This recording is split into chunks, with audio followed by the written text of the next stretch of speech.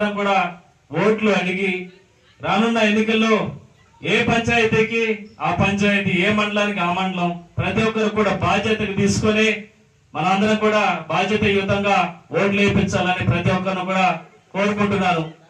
అలాగే ఈరోజు వైసీపీ గురించి ఒక 2 ముక్కలు మాట్లాడాలనుకుంటున్నాను.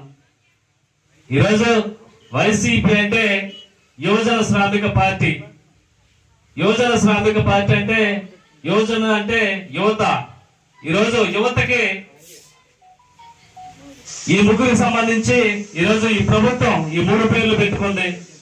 ఈ 3 పేర్లకు సంబంధించి ఎవరికి ఏం చేశారని ఈరోజు ఈ సభాముఖంగా తెలియజేస్తున్నాను. యువతకి ఈరోజు ఉద్యోగాలు లేక వేరే రాష్ట్రాలకి వెళ్ళి అక్కడ ఉద్యోగాలు చేసుకుంటూ